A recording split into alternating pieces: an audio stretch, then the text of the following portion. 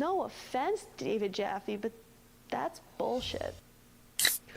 Well, welcome to the Gabbin' in the Games. I appreciate you being here. Monday, Labor Day. Oh, it's not another Freddie Mercury song, Living on My Own.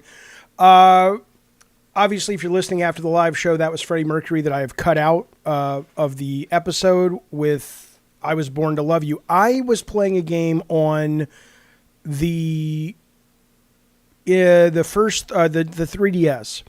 And I want to say, what was it called? Elite Beat Agents? Is that what it was? And suddenly this song comes on. And I think it was a cover. It wasn't, it was 3DS. I don't know how they did the music. But I was like, what is this? This is fucking great. It sounds just like Queen.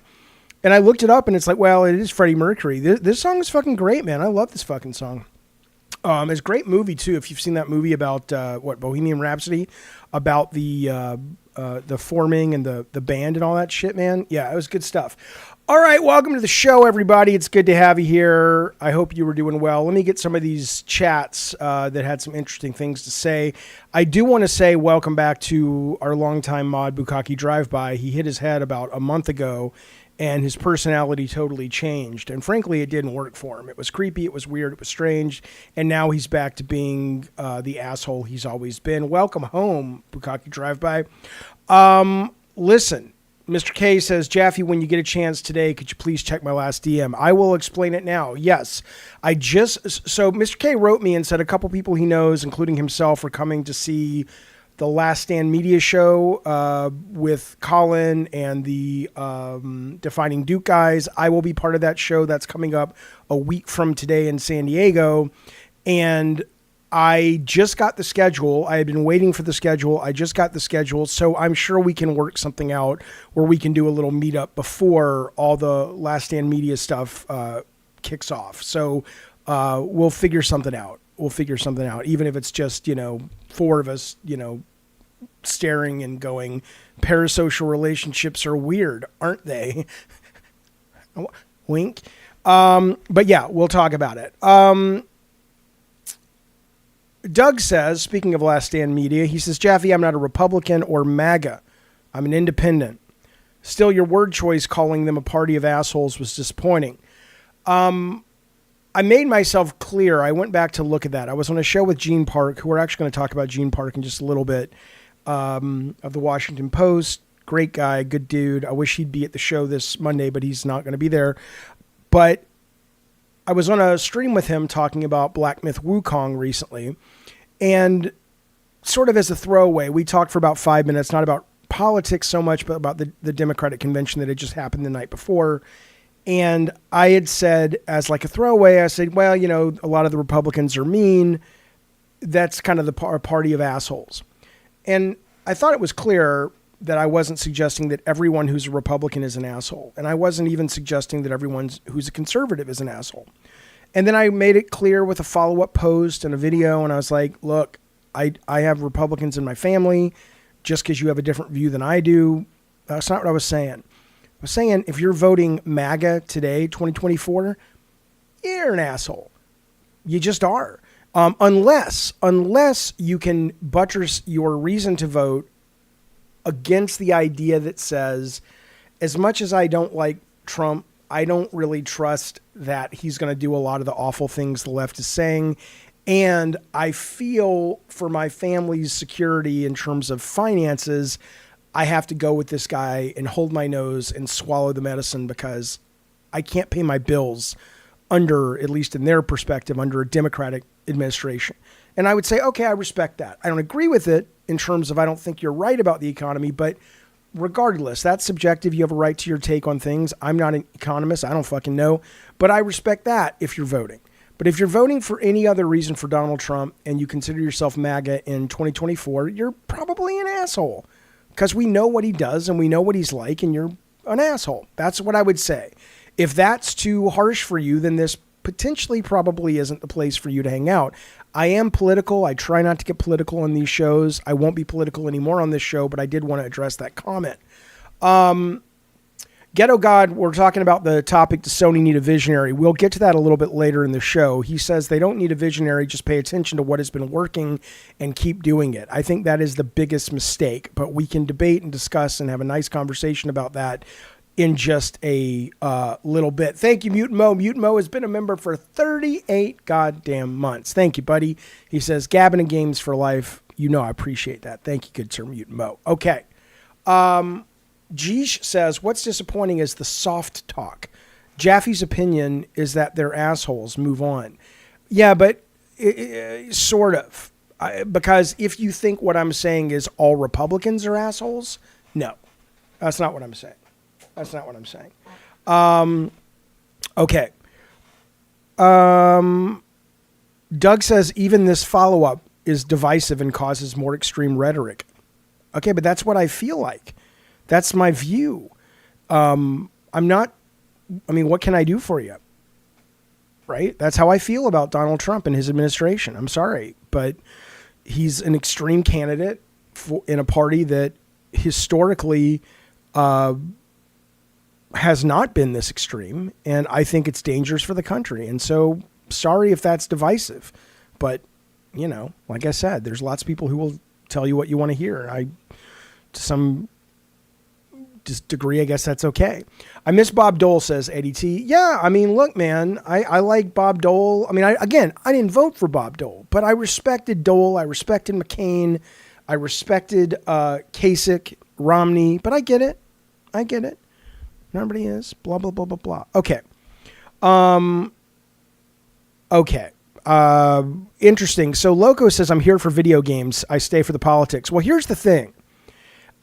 This was an interesting story that came out today, actually. Why don't we just go to that, shall we? Why don't we just fucking stop being babies and get to fuck it. We'll just do the show in the order I plan it. God damn it.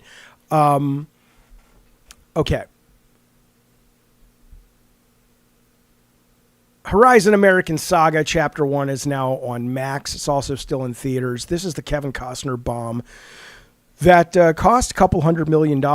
He funded a percentage of it with his own money.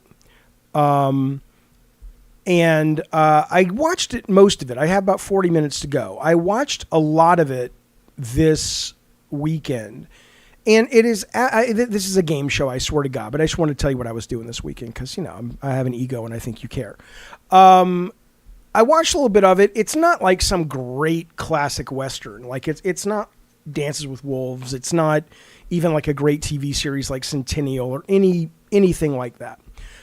But it's kind of cool to see. It is 3 hours long. Jonay says, I heard it's nearly 3 hours long. It is. And it's, people, I went online, people are like, it's confusing. It's not confusing. It's drawn out. It's slow burn, but it's kind of cool. And it's cool to see a Western with this ambition again. And it's cool to see somebody spend some money. And what it makes me want to do is really, I really want to play Red Dead Redemption 2. I've never played it. And I want this game to come to PC because I want to play it on GeForce Now. Because I want to play it at the highest fucking degree that I can play it. Maybe at this point I should just be waiting for a remaster. But I'm super interested in playing Red Dead, and this movie's kind of got me in that headspace. So I may not be able to contain myself, and I may just fucking bite the bullet and grab it on PS5 and be off to the goddamn races.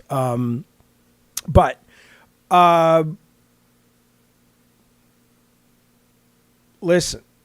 Eddie T says it's pretty good, but very slow. Yeah, I respect he made his vision too. I didn't, for whatever reason, I didn't find it slow. I found it compelling. G says, before you and Gene, Last Stand Media veered away from politics. Thanks to you guys, Colin has space to delve into those topics because Chris and the rest seem less eager. Look, Colin calls, and assuming I'm free, he says, you want to come do a show? And I'm like, sure. And if he were to say, come do a show, but let's not do politics on this show, I'd say, okay.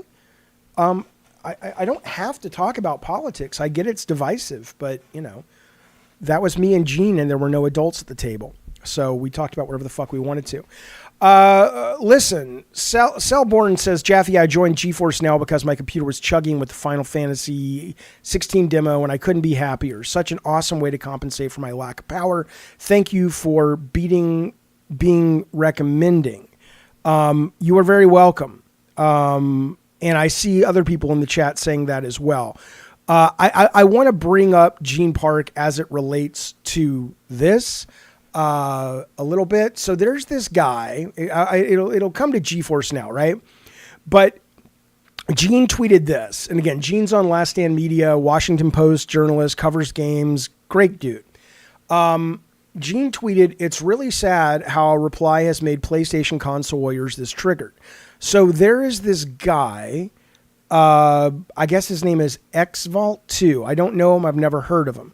But I want to play you. It's only a 2-minute clip. And I just want to kind of talk about this very, very briefly, and then we'll get into we're gonna start talking about some brand new games that came out this week. Okay. Here we have an example. All right, here we go. Here we go. PS5 Pro, and here we have an example from Paris, but this isn't Paris necessarily. This is Gene Park, this weirdo. PS5. All right, first, if I may, and I know Gene's my friend, and so I'm going to defend my friend, but even if he wasn't, Gene Park, I don't know who this joker is, this guy. Maybe he's a nice guy. I don't know the guy. Gene Park is a goddamn journalist, a real dyed-in-the-wool fucking journalist who works for one of the most esteemed newspapers on the planet that broke the goddamn Watergate story. This is not just some random internet guy who's like, I don't like Phil Spencer. He's earned his bona fides, you fucking bald fuck. And I say that as a bald fuck myself. So first off, shut up, this weirdo. What are you talking about? But anyway, let's keep going. Necessarily, this is Gene Park, this weirdo.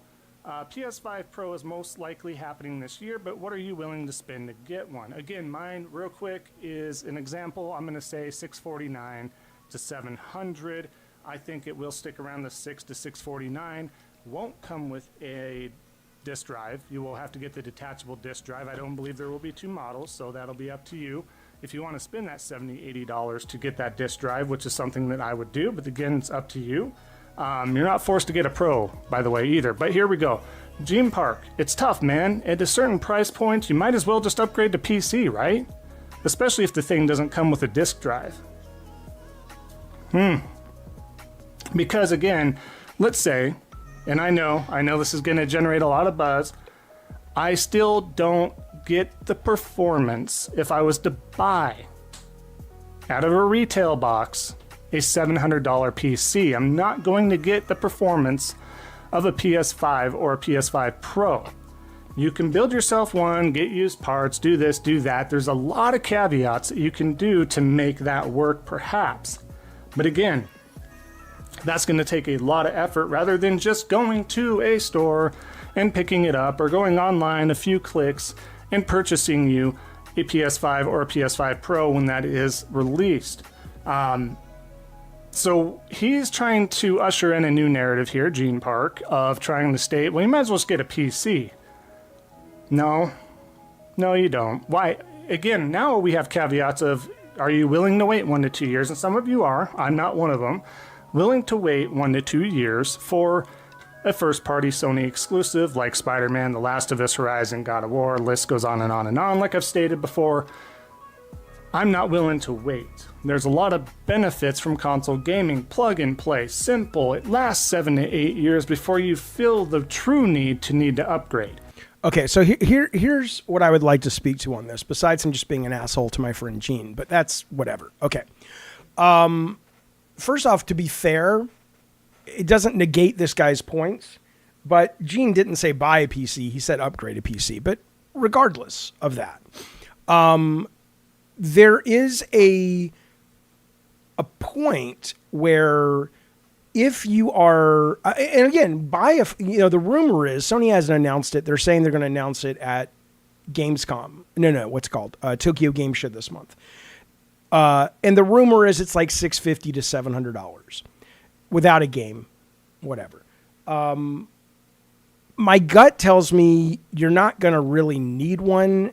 Like, even though I know Grand Theft Auto 6 has not been announced yet, I don't think your games are going to run like dog shit on the normal PS5. They've sold too many PS5s to allow for a $700 console to be the only way to really play GTA at a good level, and it's dog shit 30 frames, struggling to hit 30 on the most popular console, probably, or one of the most Sony's ever put out. I just don't think they would go for that to begin with, right? But he's not wrong. If you want to stay in the console ecosystem, sure, buy a PS5 Pro. What do I care? It's goofy to me, but whatever. It's fine. Do what you want to do. But I do want to push back on his narrative that, and also he's saying, well, yeah, but I like the Sony first party games day one. Okay. To me, and I hate to be a dick, and to me, that's kind of spoken like somebody who hasn't spent much time in the PlayStation or in the PC ecosystem. Because I get that you might want to play Spider-Man day one. I get it. I get that you might want to play Astrobot day one. I get it. But neither of those games are like, you know, when's the last, maybe Returnal. When's the last time a Sony first party put something out that was so breathtakingly amazing that if you don't get to play it day one, you are really behind the curve, right? Wolverine looks great. I'm sure it'll be fine, better than fine, because it's got a great director, great studio. But you're gonna sacrifice the ability to experience so much on your PC just to get that one day drop. The number of indie games and I mean, let me tell you something. Every single fucking week, there are betas and free games and tests and all kinds of shit on the PC that you don't get for years coming to the consoles. Okay. So, but again, if you are so in love with the Sony first party titles, that's a subjective take. I can't argue with you. But what I would like to argue with, though, or what I would like to disagree with and push back, and this is going back, and again, I'm not here to proselytize GeForce Now. I'm just not, right? But like some people earlier in the chat said, once you experience it, you get it. Like I heard people talking about GeForce Now for a long time, and I was like, yeah, what is that? I don't even know. What? NVIDIA? Is that a card? I don't know what the fuck that is. But I want to try one more time at least. I'm going to try all of September to barely talk about GeForce Now, because I know it gets retiring and tiring. But to his point about, oh, you have to upgrade every 4 or 5 years if you don't have if you have a PC, and I just like to turn it on and it works, blah, blah, blah, blah, blah, blah, blah. All of that is great. But GeForce Now is that. And people say, well, Jaffe, I can't do that. I don't have streaming, and that's fine. But I do invite you to go and download their test that will tell you what your internet will provide you. And if you are close enough to a data center, that you're going to get a really great experience. Because it is, I just want to show you his whole argument about going, oh, but with PC gaming, it's not instant. You don't turn it on and it just works. You have to constantly upgrade, blah, blah, blah, blah, blah. These guys are consistently improving what computers they are running GeForce Now with, which means you are getting an upgrade without having to do any goddamn work for it every goddamn, I don't know, year, 6 months, whatever. But let me just show you how quick this is. There is no mess. There is no fuss. Look at this. You go to your games that you have, that you own, or you're renting on Game Pass or whatever, right? That's it. And then you just go, do. Now watch this. This is me playing Star Wars. I'm not going to play it. I'm going to do a stream. But this is me playing Star Wars at the highest level. Wukong as well. All the ray tracing is turned on. Gun says yes. There's a free tier to try GeForce Now as well. Right, just to even see if you can get good internet. GeForce Now covers tons of indies. Yes, it does. and you're off to the goddamn races. You don't have to upgrade. You don't have to download drivers. You don't have to deal with any of that shit. It just works. It just works. I think I have a 480, not on this, but on my own. And what you need is a goddamn Airbook or a TV or a Samsung TV. You don't even need a good PC. You don't even need a PC. You just need something to run the goddamn thing. And this is the game. Okay? We're off to the races. So I'm just saying, if you're interested, please, you will thank me if you are in a good location. And there's a map of the locations that you can go check out. But even that question though, right? So somebody's asking, let me turn this down. Somebody's asking, is GeForce Now a alternative to Steam? No. You have to own the game on Steam or Xbox, or there's like 5 or 6 different places. But that's what I'm saying. They don't do a good job explaining it to people who may not have it. And you're wrong, Darth Nugget. He says Jaffe has a 480 and he still cloud streams. Yeah, I do, but it's not for the reason you think. It's because even with my computer, because I don't know enough about, I just went to Best Buy and got a PC that was a high-end PC, right? That was it. I don't know anything about how to make it the right. I don't want to tinker with it. I don't want to deal with getting the right settings. So fuck that.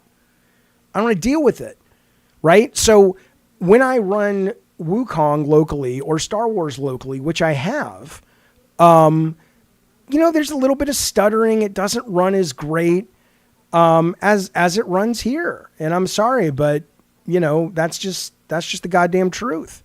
Yes, I'm lazy, says Soul Mike. Fine. Totally fine. I also got GeForce Now, but when I set all the settings to max, I have way under 60. Can you show your settings for the game? Yeah, if you tell me what button to press, Daniel, I'm happy to show you. Yes. Yeah, this is Tatooine. Tatooine looks good. It does not look as good as this Jungle Planet, though. Yes, you have to buy the game, which you own, and you can always play it locally if you want. And you have to subscribe. I subscribe to the service and it's $20. And I have Game Pass games on here. I have games I own on here, a bunch of others. But, and Left Control says, because learning is hard. It's not that it's hard. It's that when I play a game, I'm usually playing it with a goddamn, what's the word? A goddamn controller. When I play a game, I don't want to worry about learning. I just want to fucking play, man. But yeah, this game is awesome. I'm fucking loving this game. But I'm not used to the controls on this. So, okay. Do you notice any lag? No, I don't notice any lag. So anyway, I'm just bringing it up as it relates to that conversation we were having, and as it relates to what that guy said to Gene. It's like, if you want a PS Pro, get a fucking PS Pro. Enjoy the shit out of it. Go with God. I don't care what you play on. But I just wanted to push back on this argument that says, how's your progress saved? In the cloud. I just wanted to push back on this argument that streaming doesn't work and if you spend $750, you're fucked. No, it's not. Yeah, Daniel says, I got GeForce Now because of you, and with the $20 upgrade, you get RTX 480 performance, and I don't feel any input lag. Amazing. That's the only reason I bring it up, is people have such a poor understanding of the experience that, and what I'm telling you guys, is when you guys are out there, some of you guys are out there, and you are raving about being excited about the PS Pro, which is fine. Be excited all day long about the PS Pro if you want. But you're spending, if you can get a Samsung TV and this, and you're pretty much playing whatever the fuck you want better than any other computer or console that's out there at any given moment. That's all I'm fucking saying. But you do want to check a couple of things, right? You do want to check and make sure that your internet is not blazingly fast, but decent, and they'll give you. You can do a test online, not at SpeedNet, but go to GeForce, and then you want to make sure you live within, I think, 200 miles, and there's more of these now in America, of one of the data centers. PK says, I'm not going to play platformers on a stream game. Why not? I'm so let's just deal with the real issue. I'm so bothered by the willing ignorance on the part of you guys, that I keep pushing back, because I'm just kind of like going, what?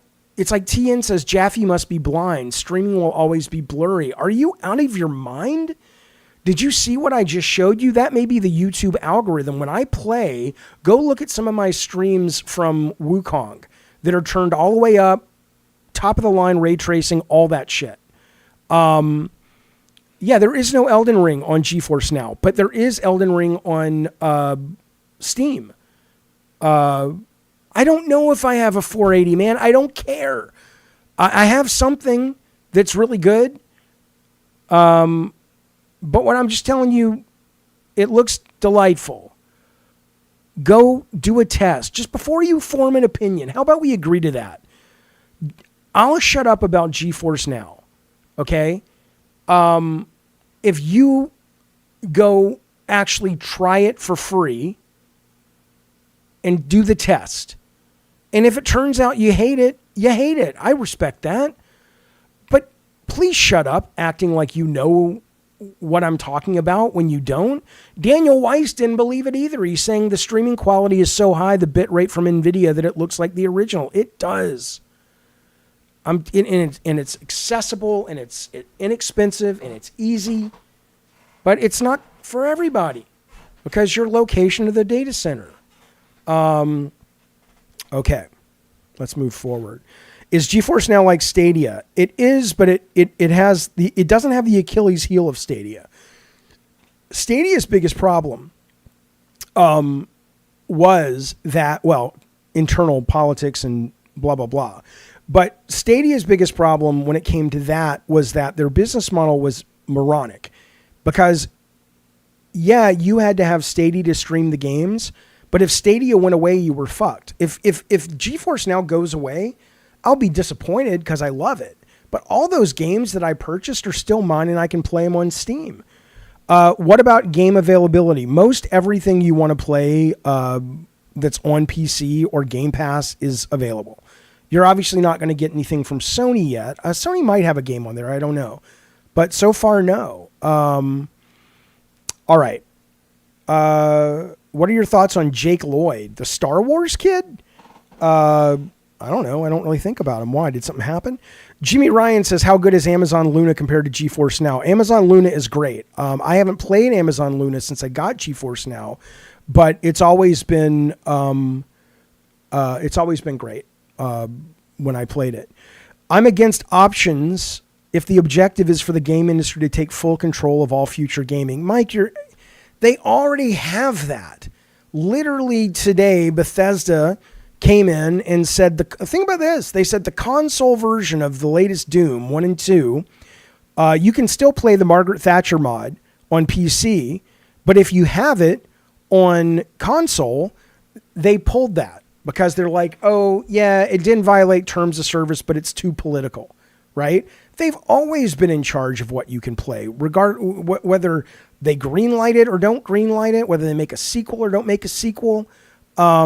The idea that you've ever been in control, it's up to us to still give support or not, says Mike. Sure, but why would you not support a company that's offering a very inexpensive way to play games at the highest fucking level? But, your mileage will vary. If everything will be digital, it will be cheaper, they said Soul Mike. And that is correct. If you look at the sales that have happened, even let's stick with console for a minute. The Sony summer sale, which I think is probably only going for, it might be over, or it's ending any minute now. But the sales for the Sony summer sales that were digital were batshit crazy. So Yeah, it is cheaper, 100%, 100%. I have a question, says Daniel. I have Ubisoft Plus and it syncs with GeForce. Star Wars works, but many games don't work and are not synced. Usually what I have to do is I have to go to the Ubisoft Plus launcher, check the game that I want, so it's in my library, and then run a resync. And in that, it works, but I haven't tried it with everything. Mike says, not when they can take the games away anytime they want. Sure. And PK says you can't resell a digital game. Again, sure. If that's a real part of your life, and you are worried about your games going away, like that's a real fear, I guess, sure, why not? But I mean, you know, most movies you don't own anymore. I mean, it's like, again, you may be one of those people, though. I'm not saying you don't exist. Maybe people like you exist, and it's like, I have a huge library of games, and I'm not just playing new ones. Every week I'm playing 3 or 4 or 5 old games from my collection. Maybe. I don't know many people like that. I think you're in a very small little minority, but sure, why not? Gabriel, I think you're like most people. He says, I'm a one and done type of dude. Right. I think that's the vast majority of people, in any medium. You can say you miss record stores. I miss record stores. You can say you miss, mom and pop video stores. I do too. But the fact of the matter is most people don't really care. They're much happier just downloading on Spotify, or not downloading, streaming. I agree with that. Says Peace, you're born with nothing, you die with nothing. Stop trying to hold on to a format. Right. Do you still have your old game CDs and DVDs? Not many of them, maybe 20 or 30. Okay. I do own a VR headset, D-Trucks. I played Half-Life Alyx. I didn't care for it. I was bored by it. I didn't think it was that special. Okay, let's move on, though. I just wanted to bring that up as it was pushed back to Gene. I want to talk very briefly about Star Wars, though. So Star Wars Outlaws obviously came out last week for early access, came out for everybody on Friday. I have no idea how it's selling. I'm assuming because it's Labor Day in America today, maybe we're not going to get the data. Sometimes we do get from the UK, from Game Industry Biz, but I haven't seen any even box sales. So I don't know what this is doing. I know there was a lot of hate on the internet for it, but I think it's excellent. It's sitting at a 76. It is a terrible opening. I was so interested because the game director reached out to me on Twitter and was like, we were just talking briefly, and he's like, oh, we should talk about the opening of the game. And I said, come on the show. And he said, yeah, I don't know if you really will, but he's like, let me kind of take a break from all the craziness. And I would love to. We'll see if it happens. But Outlaws is the best Star Wars game I've ever played. It feels like classic Star Wars. It is absolutely fucking delightful. I will tell you that the opening 2 to 3 hours is really, they're not great for a handful of reasons, which I've already covered in videos. You can watch them if you're interested. At least that's my opinion. But a lot of people are saying the same shit in terms of those opening hours. But once it gets going, it just fucking sings. It is awesome. I did Bright Tiger. I made a video saying it sucked, and I said, don't waste your fucking money. 100%. And for some reason, I guess, and I'm not saying you're saying this, but trust me, people in the goddamn chat or in the goddamn comments said that. No, I didn't delete it. Now I think you're an asshole. At first I was like, oh, I'll just you're just asking a question. Now you're like, and then deleted it. No, I didn't delete it. That is what is so wrong with this younger generation. I don't know how old you are, but you sound like a fucking kid. When did it become a character flaw to change your mind, to have new data come into your life? In this case, I played more, not because I believe in playing till it gets good, but because I was looking for a specific piece of content to make a video about it. And inevitably, by playing it more, I started to understand some of the systems that were poorly explained. And in that, I said, oh, okay, wait a minute, this is pretty good. Oh, wait a minute, this is really, really good. Not as a pure nuts and mechanics, nuts and bolts game, but as an experience, which is really what I want to talk about. But don't fucking come at me about, yes, I changed my mind. God forbid you change your mind. I don't know. Maybe you're an idiot. If you didn't delete it, then where can I watch the video? On this channel. On this channel. Go look it up. It's there. It's not behind a paywall. It's not hidden. Don't assume the worst. Maybe assume you just didn't look very good. How about that? I didn't delete it. Mike says the AI is a broken mess. Well, okay, so here's what I wanted to talk about, though. So I found the opening stealth sections really not great. Zack, hit me up with that question in a few minutes. It's a great question. I want to answer it. Yes, Bukaki. I'm not going to look at the chat right now. I can't. It's too triggering, and I want to get to this point. I do think there's value, John says, until you have more information to comment on something. No, I don't know how to explain this to you, other than what I've already said. It doesn't open well. That is a potential fatal flaw in the game that they really. And one of the things I want to ask the director is, how did you guys not see that? Did you not put it through playtest and recognize that this is a problem, right? But fundamentally, if you play it for 3 hours and it doesn't work, that's a real problem, especially a game that a lot of people played on Ubisoft Plus to only pay $18 for it. And if you have no skin in the game and you move on, okay? So it is a real problem. But if you stick with it, not that that's your job as a gamer or a customer, but if you stick with it and you get a couple of the ideas that they don't do that very well teaching you, it's really fucking good.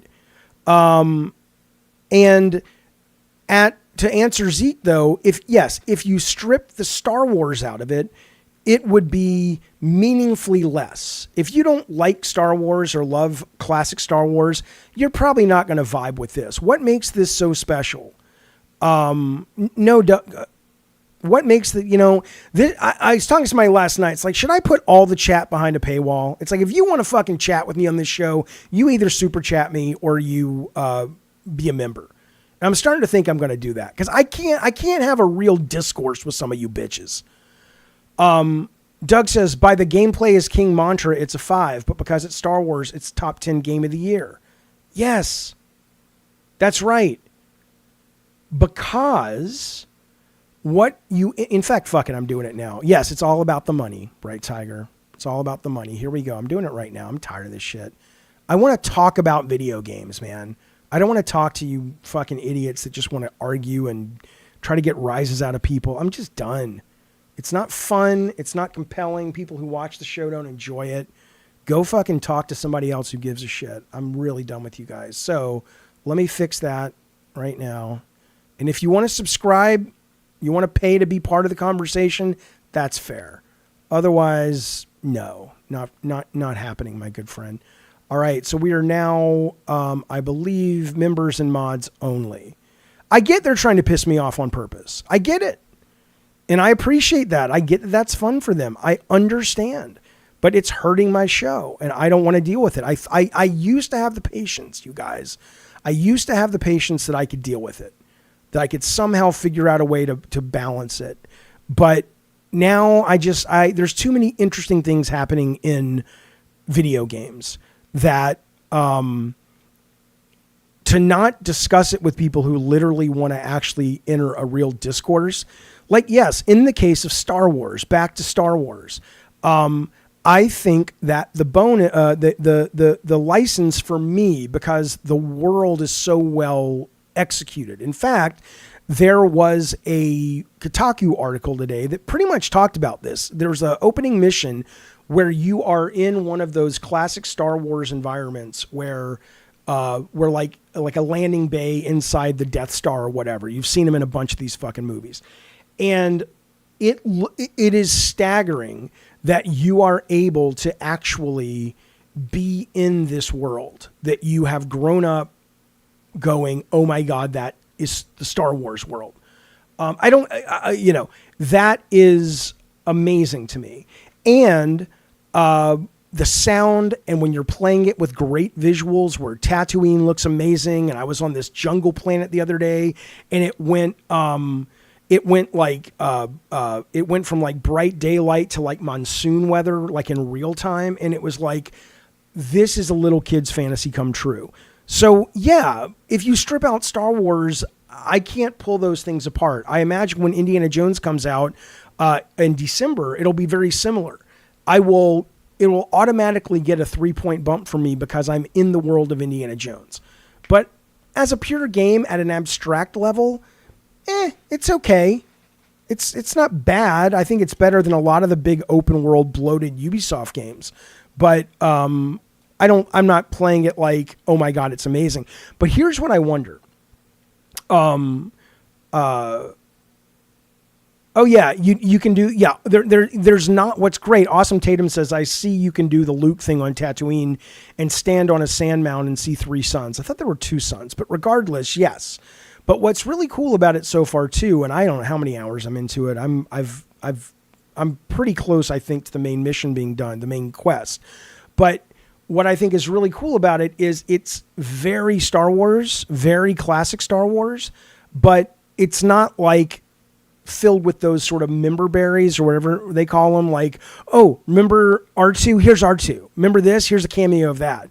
It's more like, you know, this is the world of Luke Skywalker. You can go, remember in Star Wars where he lived down under the ground? You can stand above one of those things and see all the shit down there that Uncle Owen and Aunt Beru were dealing with. And you can actually go down there and kind of explore those things. That's what's cool about it, is that it's your Star Wars story, not just like regurgitating somebody else's. It's very good. It's very, very cool. But the Kotaku article was saying, you know, the Star Wars stuff is insane, wonderfully insane. But when you get into the moment-to-moment gameplay, there's AI bugs, there's this, you know, here's my question though. Okay, so I turned down the AI difficulty for a little bit because the stealth missions at the beginning, because I didn't know how to play them, because it didn't train me that well. And I found that the game was obviously pretty easy. I turned it back up since then.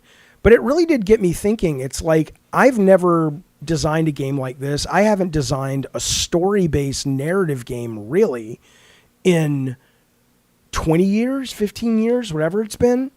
I don't know anymore. When you design a game like this, are you designing an experience first and foremost, or are you designing a game, right? And so I look at Wukong, which I love. It's also one of my top 10 of the year so far, but I haven't been drawn back to it because it is so clearly a game, and I'm up against a boss that I'm struggling with, and it is now relying on my own personal willpower to push through to get to more of the game that I like. And I know core gamers love that. I respect that. But what's cool about Star Wars, even now when I've bumped it back up to medium, is it seems like they're much more interested. Like, I don't think anybody's playing this game and going, it's so fucking hard, dude. It's so, you know, like when, you know, even when you play the one Stig worked on, those games were kind of like, a little bit Souls based. Some of the enemies were really tough and shit like this. And it removed you from the fantasy. It removed you from the experience. I think there's that sweet spot, right? If you're designing a game like this and you want it to be an experience, you should only let the player fail 5 times, 6 times in a row. And then they should be able to move the plot down the field a little bit, is what I would say. So that is what I would fucking say. That is what I would fucking say. Michael says the Discord around Kay Vass, the main character, is insane. She's a great lead. Oh, I agree. I think she's excellent. Now, I will say, somebody wrote this. It's also this woke shit I'm tired of. But this guy posts, this is the quote, ugly and woke Star Wars Outlaws protagonist I'm meant to be outraged by. She's not a sex pot. She's not Stellar Blade, whatever that girl's name is in that game. But she's cute. I will say there is a preponderance of lesbians in this game. She ends up being a lesbian, I think. I think I've run into 3 couples in the game so far, and they're all gay. Like, they're all, which is nothing's wrong with that, but it's just like, wait, what? Why is everybody in this game gay? This is the Star Wars gay planet. It's the gay pride planet. Which again, it's not a bad thing at all, but it's like, that's a lot of gay folks you come across in the Star Wars. And I didn't come across anybody saying, oh, my mate, and it's the opposite sex, or even it's an alien. It's a little weird. It's a little weird, but short of that, though, I dig this, man. She's cool. She's a great character. Nyx, the little thing, is a great character. The little pet she runs around with. It's a really well-written video game. It's a really well-written video game. I don't think it's woke at all. But, you know, Wayne B., have you played it, though? I mean, if it feels woke, I don't think... Addie Pie says that's called an agenda. What's the agenda? It's called stupid writing. It's like you want to be able to represent space as a diverse place in the Star Wars universe, because it is. But Jesus, does every goddamn couple have to be gay? That just feels like somebody should have stepped in and said, dude, this is too much.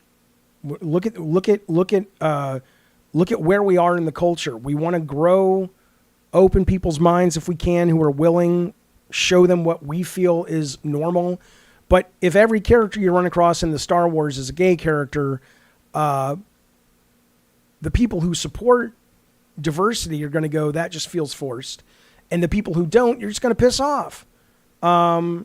Which is fine. Maybe they just want to piss people off because they should be mad. I would be mad too if I was gay in this fucking culture war bullshit. Brie Arios, welcome, sir, to the Diet Soda Soldiers. It's good to have you here. Thank you for stepping up with your ducats. I appreciate it. He says, welcome to Disney.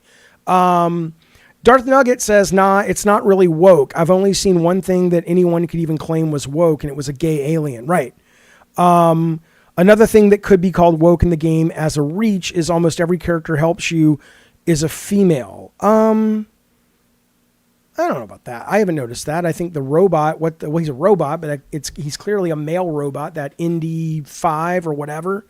And then the little Greedo dude who's your helper, who's the engineer guy who ties into the Empire Strikes Back in a really cool way. Jezebel says games have straight people all the time. Nice to have a change of pace. I don't disagree with that. I 100% get the value of showing a lot of diversity in the world. And I don't even have a problem with a game going, fuck you, we're going to go all in on the gay thing because that we're tired of this mentality in the world and we want to push back. I think that's fine too. But why are you doing it with Star Wars unless you want to make a planet of gay aliens? It's just not Star Wars, but have some gay folks in there. Sure. Why not? I did want to say, by the way, besides welcoming good Sir Brayeros to the show, I did want to make it clear that we've got Muggin Dude. Thank you, buddy. He says 46 months. Can't realize I've been a member for 46 months. You goddamn right, sir. Thank you for that support. Thank you for being part of our community, Muggin Dude. I sure do appreciate that, buddy. But it's a good game. It's a good game. I want to have the option to love everything that moves, says Necro. There's a game coming out called Date Everything. You can kind of do it in that. Briero says a little diversity is not bad in the Star Wars. I welcome it. I do too. 100% I do too. It just seems a little much. David says pendulum is swinging from all straight white males for centuries to only LGBTQ plus people of color. Eventually it'll land in the middle. Not a big deal. Right. I mean, I get it. If we have to sort of, deal with maybe some choices that are clearly being made from a position of I'm doing it as a writer because it's time. The progressive cause has earned the right to say, you know what, you've been shoving your horse shit down our throats forever, but hopefully it will kind of just get back to something that feels natural and acceptable and diverse sooner than later. But anyway, but she's a cool character. I mean, give credit to the actress or the writer or whoever you want, because it's not incorrect to say that the characters, all of them, in the game have technical problems. She comes out of her ship and the wind's blowing and her hair changes color in real time. It goes like from this looking brown to like weird kind of untextured straw. And then there's an alien who's like Mike Tyson face tattoos are shifting, not because that's what sci-fi alien tattoos do, but because the text fucked up. But all of that is forgiven the minute you're riding your speeder bike on a river in the jungle and it's beautiful. And then suddenly the monsoon starts and you're like, this is like living in Star Wars.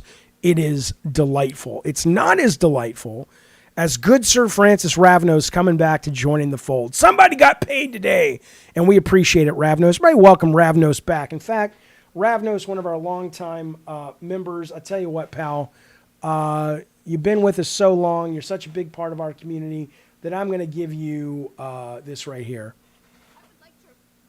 Maybe. That's too low. He's earned more than that. He's earned it again. Here. Everybody hates you. Why so and quiet? I'm glad your husband died. There you go, He probably Ravnos. killed All right. himself. Dizzy Death says companies are going to do what makes them the most money. Yeah, of course. There's no doubt. I don't only look at YouTube chat. I'm looking at all the chat. Okay. Let's move on, though. Played a lot of Star Wars. Enjoyed it a great deal. Michael says, I hope they add new vehicles and maybe even some new playable characters. I hope so too. I mean, we know that they're going to be coming up with DLC, couple of DLC packs. One of them is looks like Lando centric or Sabak centric, the poker game, and the other one is going to be looks maybe like space stuff. But I hope so. I'm playing it last night. I get to Tatooine. That's the planet I chose to go to last. I get to Tatooine last night, and I just go, I tweeted this out, and I know some people would hate this, but it does such a good job, and they've got such a good template down now to tell open world Star Wars stories with this, that not only, Michael, do I agree that I want them to stick with it, I would love for them to go get George Lucas and say, hey, we'll pay you like whatever you want. Give it to a charity, whatever. Will you just write us an outline? We want to tell an original George Lucas Star Wars story that's never been told before. I think that would be excellent. Ravno says, I only came in here to bitch about K-Vass, the main character. Well, I mean, I don't understand. What are you going to bitch about? Have you played it? Have you fucking played it? It's great. Dizzy Death says, I'm looking forward to playing Outlaws at some point. I got so many other games I've yet to play. Oh, I agree. Playing this a lot. Black Myth Wukong. Haven't been back to it in about 4 or 5 days, though, but I want to get back to it. It's delightful. It's excellent. But this guy, JGYY, dropped a super chat. Super thanks over in the comments. I wanted to give it its due. Here's what he says. He says, hoping for you to make a proper review on what you think of Wukong in depth so far and your opinion on the credibility of game critics these days and after all the inaccurate reports alleged towards this amazing game. So if I finish it, I will absolutely do a review. And thank you, JG. I appreciate that, buddy. I don't know if I'll finish it. I will finish Star Wars, and I will do a deep dive conversation with people who are interested on Star Wars, because there's a lot of good stuff to talk about. Bold Alpha says, $1 million question, is it a Game of the Year contender? Yes, for me. If you are a classic Star Wars fan, it is very much a Game of the Year contender. But is it a Game of the Year contender as it relates to, if you're talking about Star Wars, as it relates to, does it push the needle or anything? No, it's not. Is Star Wars full price great now that you've played more? Yes, it is absolutely worth $70 if you like to buy your games. I don't care about owning it. I will stay subscribed to Ubisoft Plus simply because Assassin's Creed Shadows is coming next, and that looks pretty good too. Eddie T says, mechanically, it looks like every Ubisoft open world game. Okay, here's what I will fuck it. I'll just talk briefly about this though. you're not wrong, and I would say in some ways it's weaker, but here's what it does better. And I want to ask you guys, because I play open world games, but I haven't played tons of them. So it doesn't feel like it's a fetch quest so far. There's lots of missions and things, but I'm not getting the feeling of Ubisoft games like go find the 100 pirate shanties and all that shit. I don't get that. I don't get a map that's full of all these fucking collectibles and stuff. So it feels like they're not doing that on this game. I don't know if it's a company-wide mandate because people have gotten sick of it. I couldn't tell you. But that's not there. But here's what I love about it that I think is really great. And I haven't seen this in Spider-Man. I haven't seen this in Days Gone, Tsushima, which is, hang on.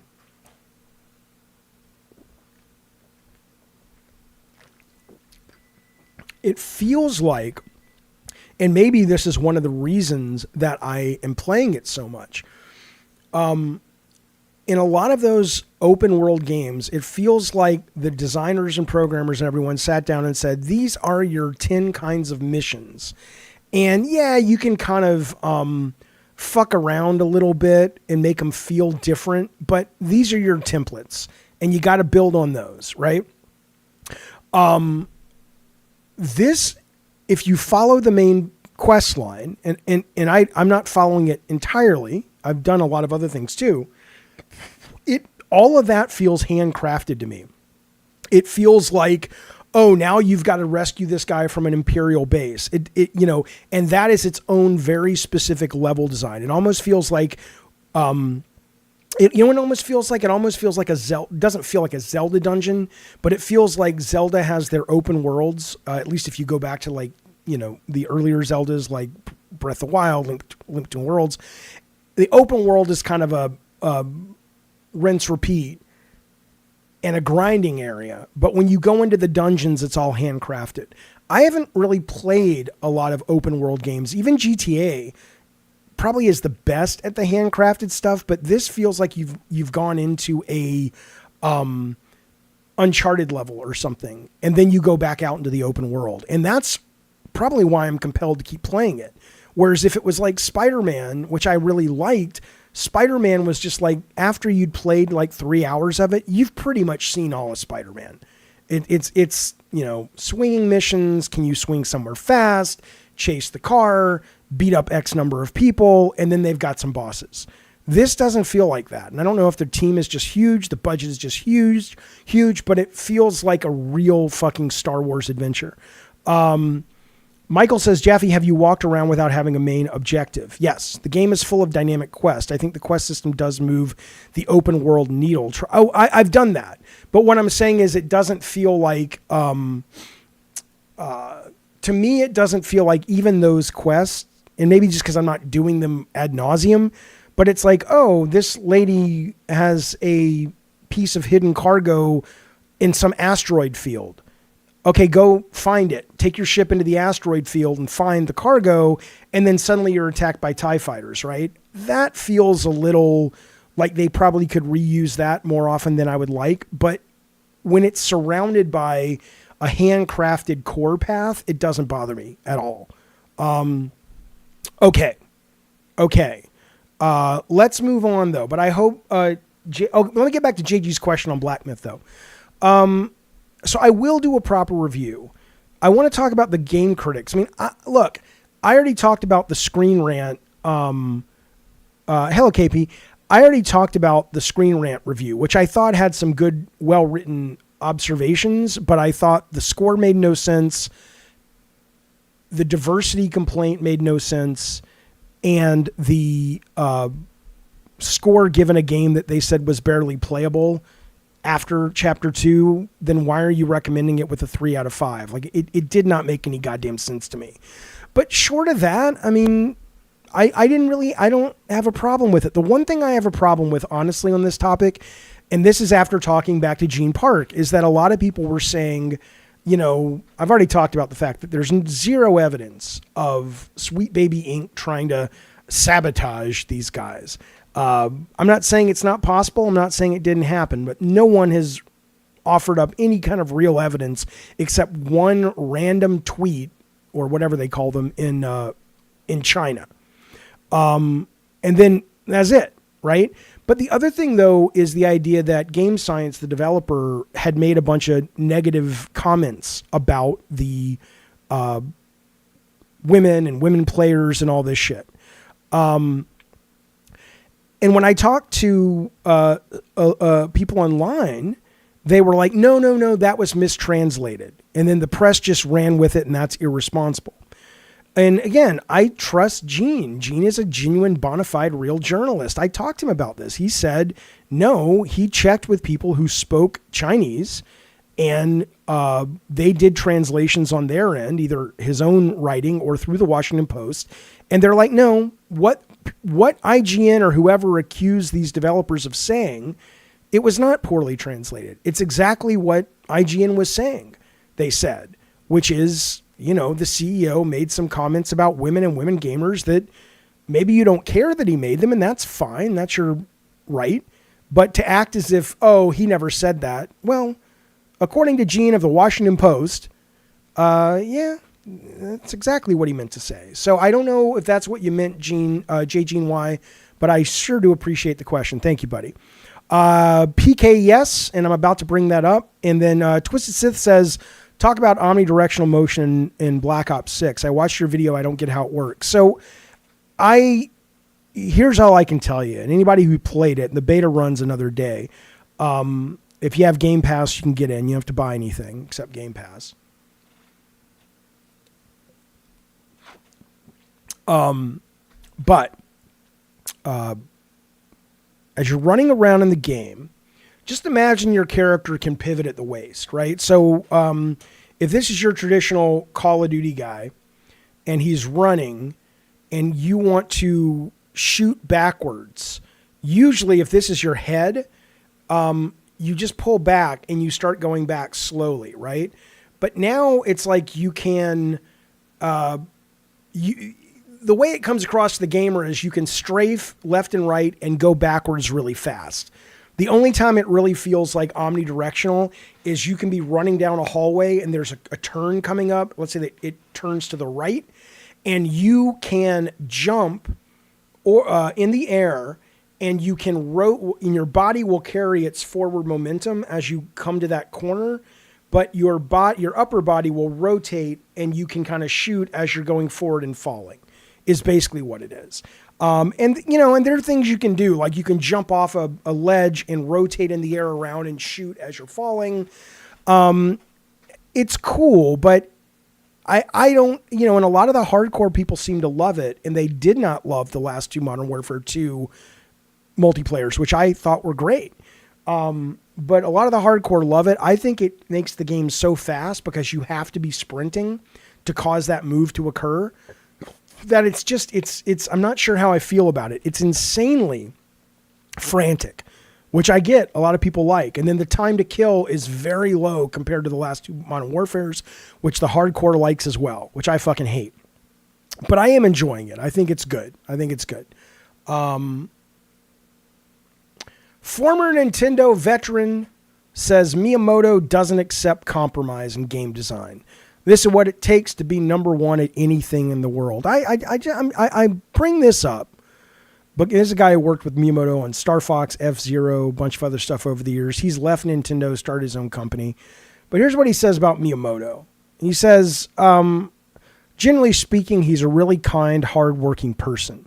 But when it comes to game design, he doesn't accept compromise. So my impression was, working with him, that this is what it takes to be number one at anything in the world. And I just want to, exactly. So, there's a lot of people going around now talking about, the Asian developers are kicking the shit out of the Western developers now because they're talking about the woke shit and everything. It's not that. It's this. They still seem to be obsessed with quality, even if it means fucking breaking themselves to give it to you. And I'm sorry, but they're not wrong. That's how you make greatness. And if you don't want to make greatness, that's fine. There's a lot of jobs that you can get. But making entertainment for people in a competitive environment, probably not one of them. Here's another way I know that. This is a video of the Nintendo Direct Museum. that is opening soon in Japan. It may have already opened. There's old Miyamoto himself. It's built on the site of where Nintendo started making playing cards, right? It's a very Japanese building because it's all the Japanese stuff is always so sterile. Even their boxes for video games never really look fun to me. They always look very like hospitals and shit. And the museum has that flavor. But it is pretty fucking cool, and I'd like to get there. But I want to show you, though, as much as we all, including me with GeForce, we can love the great graphics and the immersion and all that. The reason Nintendo follows its own drummer is because they know what they're doing. They make games. They're not trying to make anything else. They know what the medium does. And so at the museum, not only can you go there and see all the different consoles they've had, you can see all the games they've put out, which is really cool. And it seems like a great deal of fun to go and check this out. You haven't been to Japan. Japan's fun.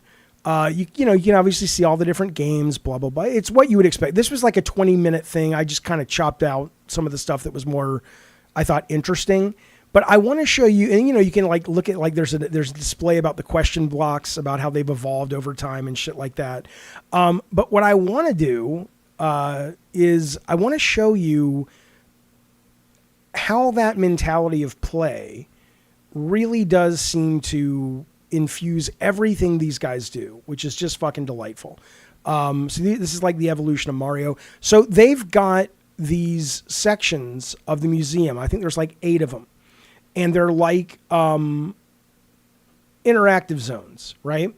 And this is one based on a early Nintendo game that wasn't a video game that shoots these little ping pong balls, and it shoots them to this bat right here, okay? And they put this out.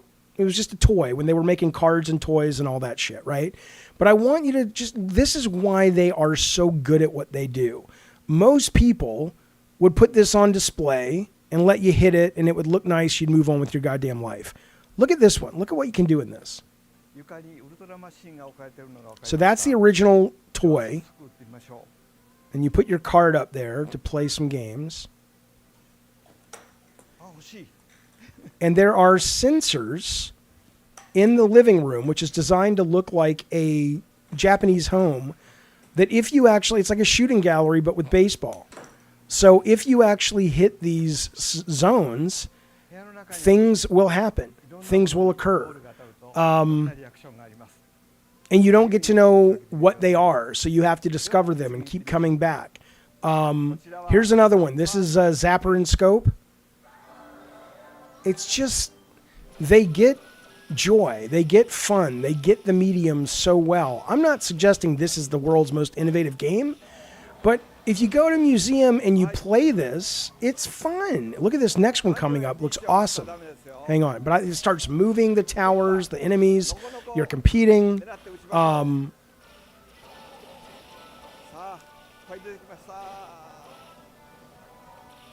Right? I mean, doesn't that just look fucking fun? Come on. Now look at this one coming up next. So then they let you play a bunch of classic Nintendo games. Well, I'm not, Ravno says, I'm not saying it's not neat, but some folks are drooling over it. I'm not drooling over the game. I'm drooling over what having these sorts of things represent, as it represents the heart and soul of the company, which is from the beginning of, what was the guy's name? The Japanese guy, Yamaguchi, Owada, Miyamoto. They put a premium on, like, there's a real, it's almost like all these other publishers seem to be embarrassed they make video games. Nintendo seems to be like, isn't that fucking cool? We make video games. And they seem to take a joy in it, and it infuses everything they do. That's what's cool. At least to me. I think it's very cool. They let the old man win, though.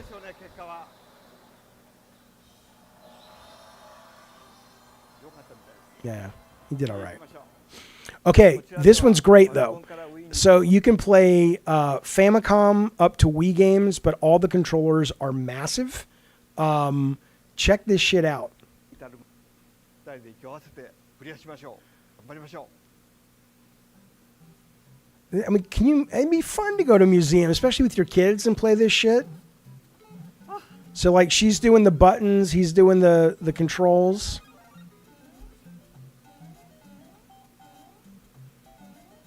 But then it's really cool when they get to the Wii stuff, though. Check this out. You're saying there was a lottery to get in. It was like Taylor Swift tickets. Well, you know, I don't know about it being the world's greatest museum.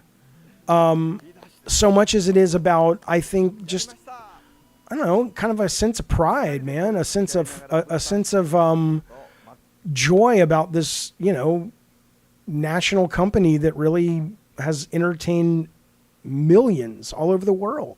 I think that's a pretty noble legacy to leave behind, you know? Look at this though. Look at they're playing this Pilot Wings kind of game, literally lifting the controller. These guys are on a giant Wii Fit trying to balance and play. 大きいウィリモコン。 Yeah, so that's the gist. But anyway, I bring it up not only because it's cool, but because you do look at it and you say, well, you know what? All this is leading to the question of, does Sony lack a visionary, which is the sort of the point of this, right? I want to talk about a couple of stories that relate to that, but I don't want to get to that yet. Square Enix Foam Stars, to no one's surprise, is officially going free to play in October. Yeah, no shit. Now, this was something that, if you remember, a lot of the press that got to play this were raving about it. But it came out, it was DOA. I played it when it came out, when PS Plus had it for a month. I don't think I've ever finished a single match. I thought it was confusing. It was noisy. It was hard to tell what the fuck was going on. Okay? Here's the game, though.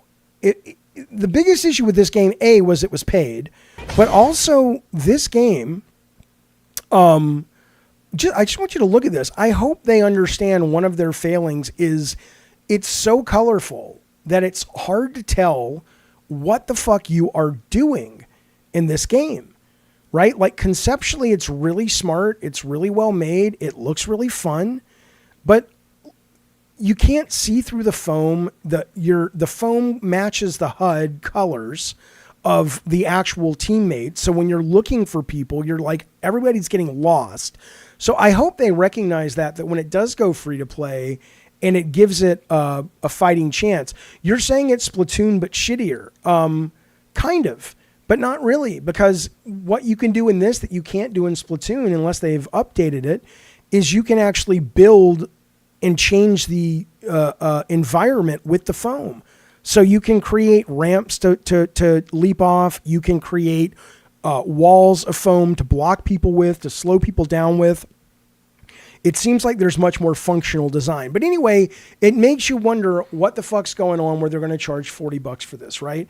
It makes you wonder about Fair Game, which is coming out, I guess, sooner than later, from Jade Raymond's company, Haven, which is the next Jimmy Ryan Games as a Service title, which looks just as vapid and uncreative and uninspired as what's it called? The goddamn Dead on Arrival Concord, right? And so, yeah, I don't. If it's free, it may not flop.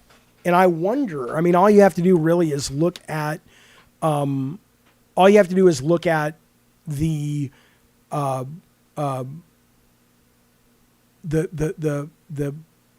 there has to have been discourse at Sony regarding Helldivers being 40, PlayStation All-Stars being 70, this game, Concord being 40. It's like, what do we do with this game? They cannot put this out to charge for it.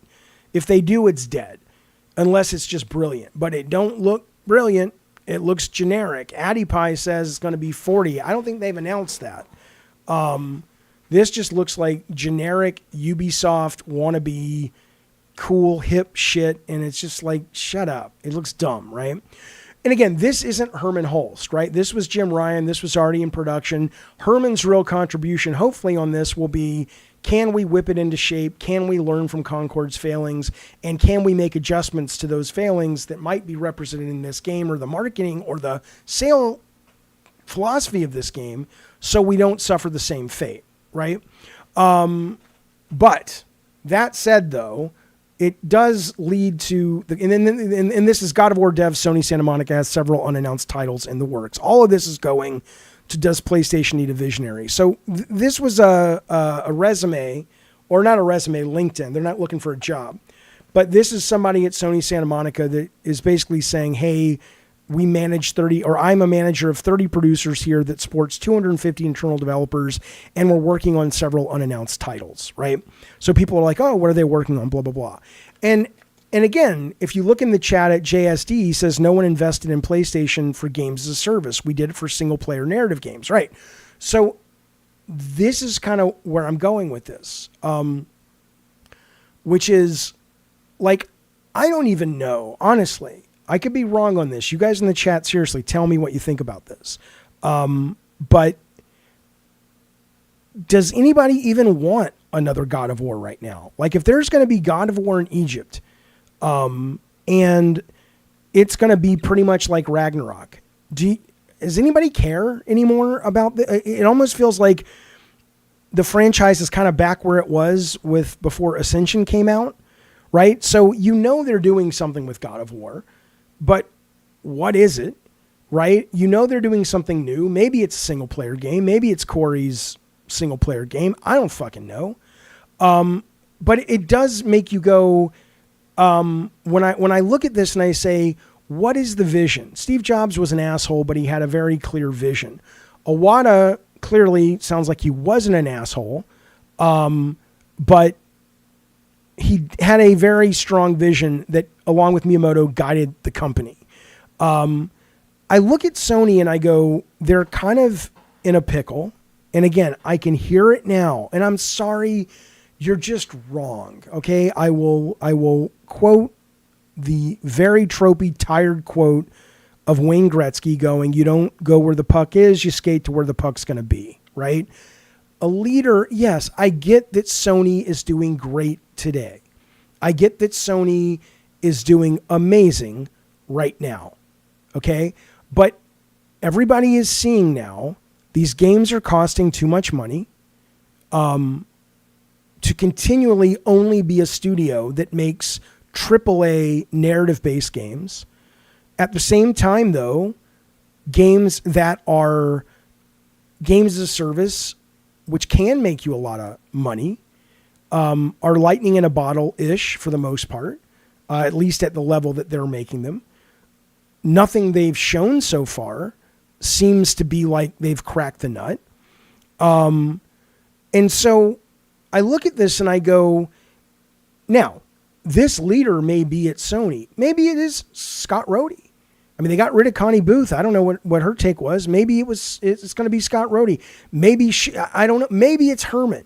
It doesn't seem like Herman. I don't have anything against Herman, but when he was running Guerrilla, they never made anything that was all that like zeitgeisty, right? I don't think so. I know people like Horizon.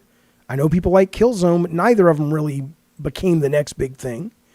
And so everybody's got their own idea of what they would do if they ran Sony. But what I just wonder is, it's like, short of bringing Sean Layden back, which I don't know if he would want to come back. I don't know if that would ever be in the cards, but he's the only guy that really at least was talking about, like, he seemed to be a gamer and he seemed to understand that this isn't going to be able to be sustainable.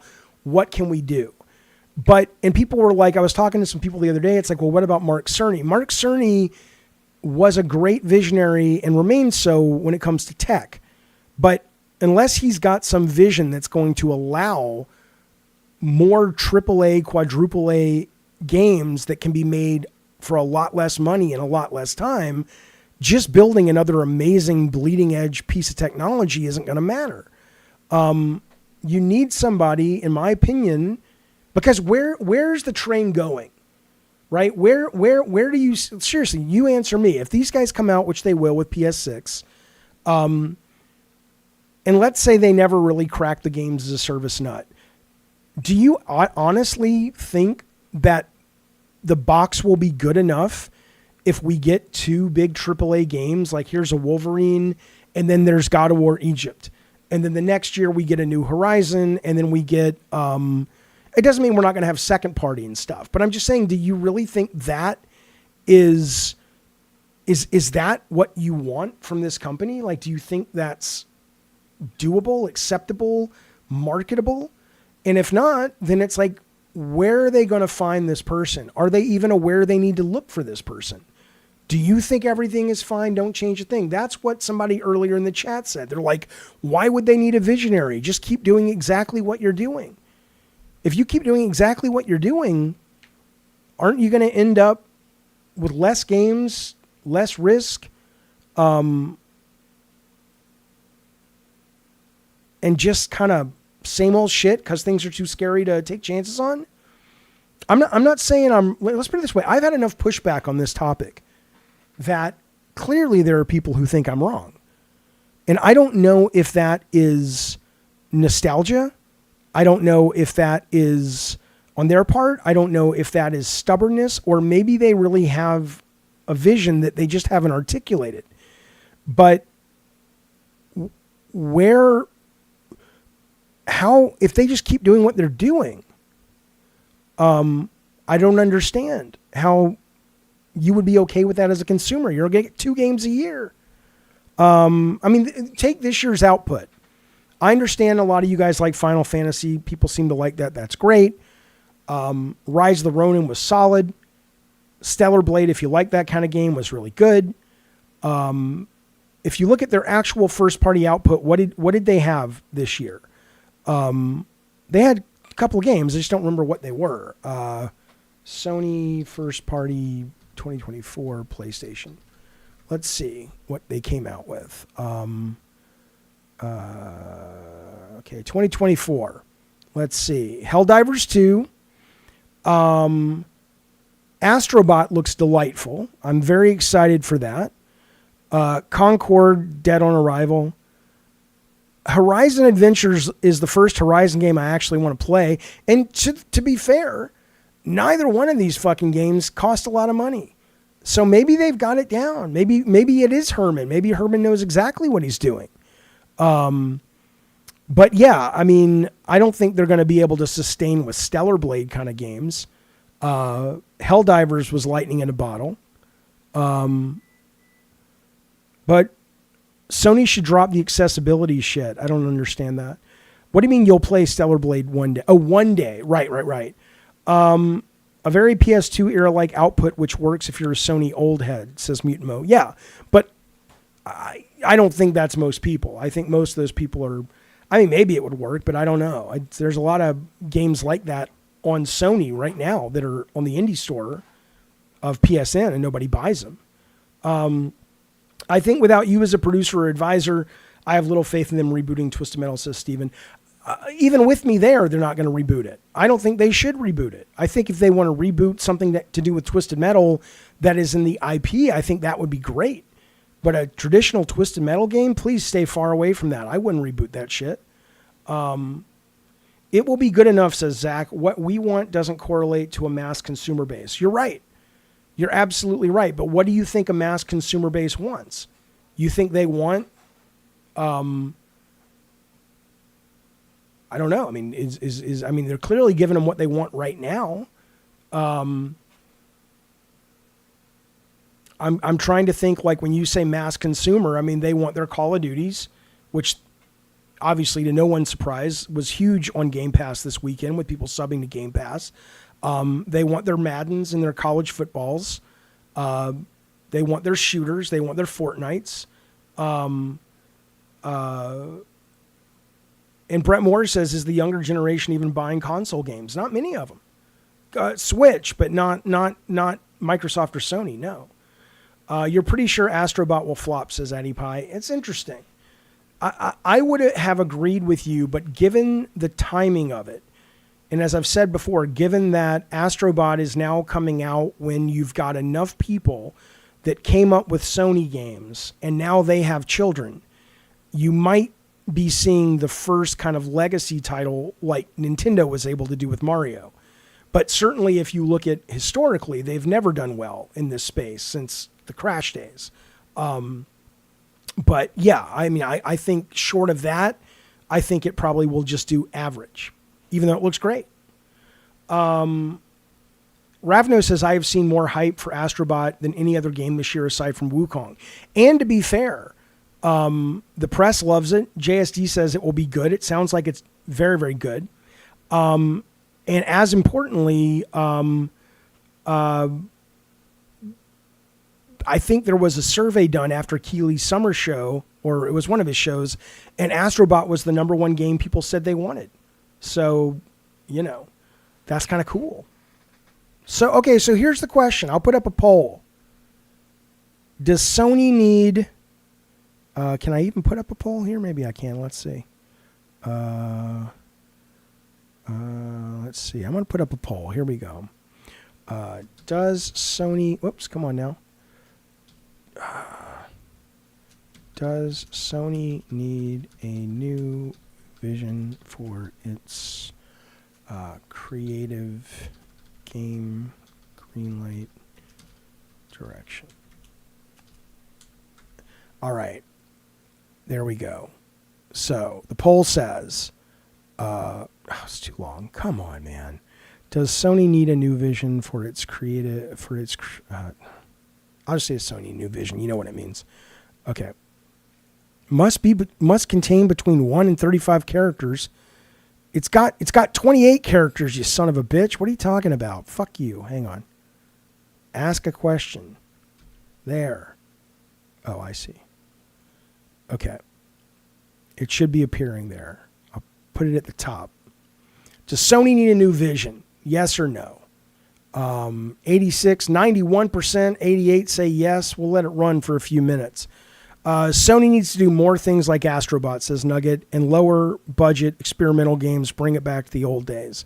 Define vision. I mean, that can't define it in a limited number of characters. I just defined it as it relates to that chat we just had for 30 minutes. But basically what it means is, if you're going to stay in the console business, which historically, at least for Sony, has meant big budget, first-party exclusives, you need to figure out a way to continue to do that and give the audience what they want, but you also need to be able to give the audience successful games that don't break the bank. And it doesn't seem like it's coming from the Games as a Service group, is what I would say. That's how I define it. Coolio says they need to make more kid-friendly stuff. Mutant Mo says, I voted no. I'm happy with my Gran Turismo 8 and the next in line for Final Fantasy remakes. And The Last of Us Part 3. Okay, cool. Zack says, well, what about Returnal, Rift Apart, Astro, Helldivers? Well, again, Returnal was a bomb.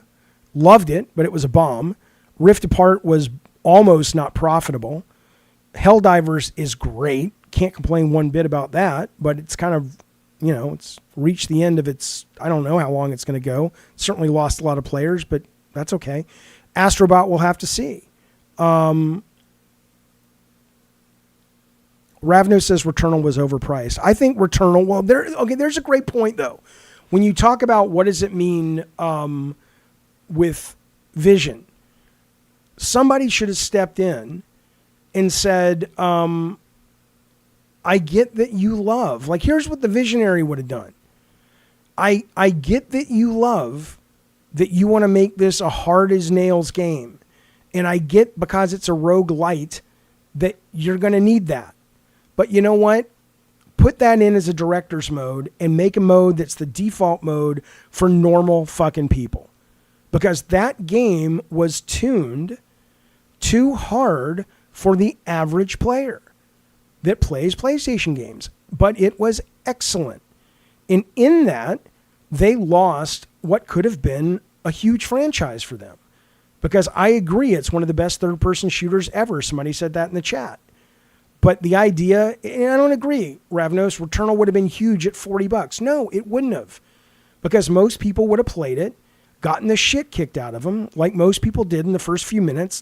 A lot of people with consoles have never played a rogue game at the time. and they would have been like, what? Why is this so hard? Oh, I got to go all the way back to the beginning? Fuck this, refund. I'm taking it back. Right? So that's what Sony should have done. I'm not saying PS gamers are trash. I'm saying that PS gamers have been conditioned and sold more of an experience than some kind of skill-based, attaboy when you get good. JSD, thank you for the super chat. He says, just give us Bloodborne and it's all fixed. I don't think so. I want that, of course. More people would have bought that game. Also, you do not get to just refund. Sony are assholes. I'm not saying more people would not have bought it at $40. Of course they would. More people would have bought it at $20. But what I'm saying is that it being allowed to ship as difficult as it was is not a representation of somebody in the leadership position of that company that knows games. I don't know if there was a producer that pushed back and they lost because Jim Ryan was like, oh, just let them do what they want. I have no idea. But the fact that that game went out without a normal mode is batshit. I'm sorry, it's just batshit. Okay. Someone was talking about Fortnite earlier. Kids love Fortnite, says Coolius. Yeah, of course. They absolutely do. I agree with Jezebeli. Microsoft is ready for the future of gaming. Sony isn't. It's really that simple. I think, here's what I would go so far as to say on that. I think if you love PlayStation and you love gaming, sometimes you have to apply a little bit of tough love. And I think there's value in pulling your head out of the sand and going, but they're the number one company. What are you complaining about, Jaffe? And going, it's getting easier and easier every month to read the tea leaves, to see where this train is going, which is towards a bridge that has collapsed. And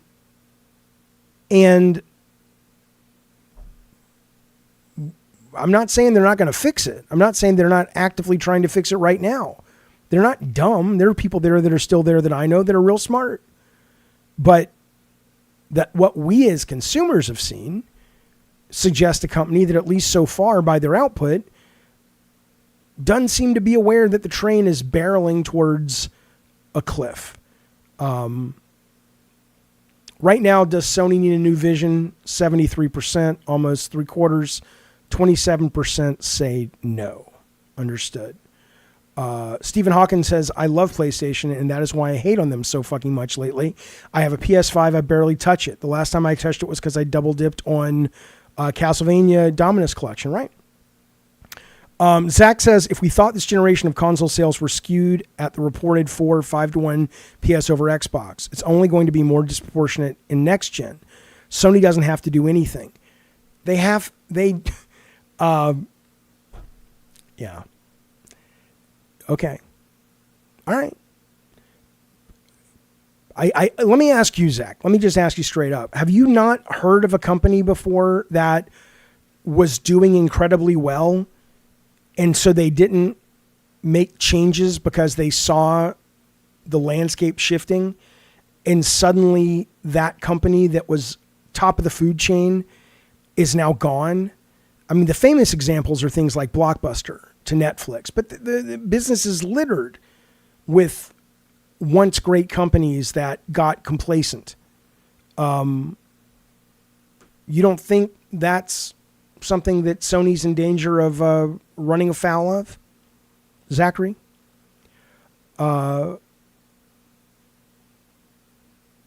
Jaffe, the better question is, does Sony need new leadership? I mean, what? I mean, that's what I mean. PlayStation. I don't know what you mean. Yes, we saw it at PS3 launch. They were complacent at the end of PS2, says Zach. Right. Yeah, that's what I'm saying. I think they got to be careful, man. Okay, here's what I'm going to do. I'm going to take a small meditation break. Like, I'm not going anywhere. I'm going to sit. I'm going to breathe for about 30 seconds, 45 seconds. Oh, yeah, but Xbox is fucking up. I mean, Xbox has a great vision.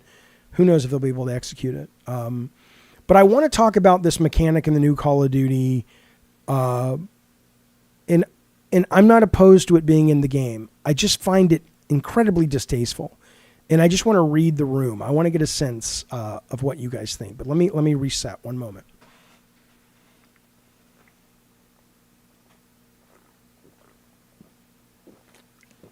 Okay. I'll be back.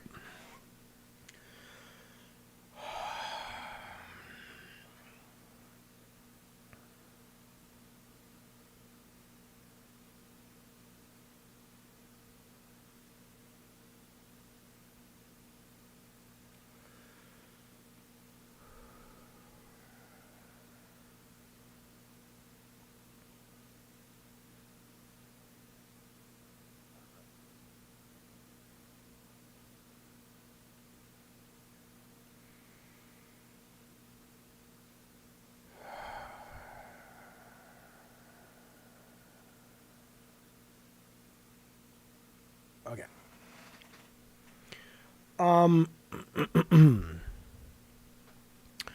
So the new Call of Duty is out, not the campaign. It's in beta right now. Okay. And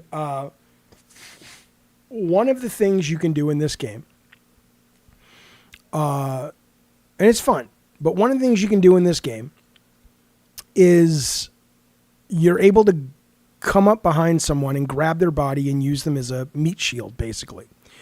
And what's kind of cool about it is you can use your mic and like whisper in their ear, right? So it'll be like, you're so fucked now, whatever. What, you know, probably for a lot of these people playing, it's a bunch of race shit, but you'll hear it in your headset if they have you, and it's, you know, disturbing, blah, blah, blah.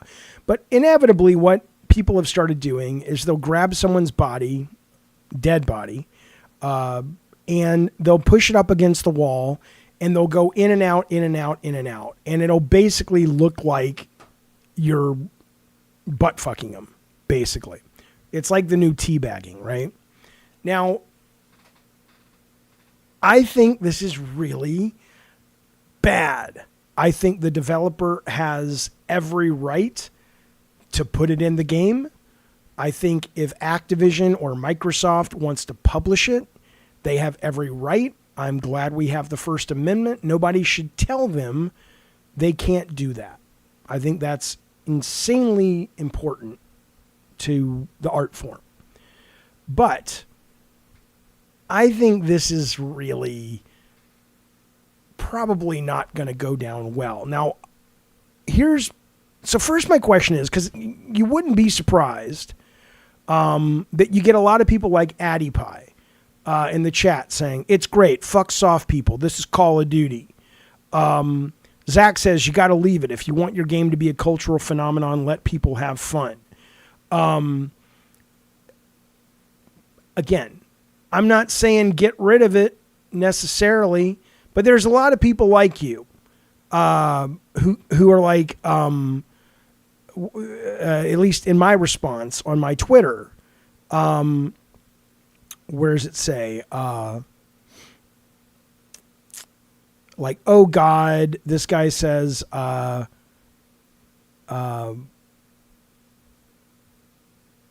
it's just a meat shield. People jiggling them around to simulate ass penetration wasn't an includable. Please straighten Jaffe out.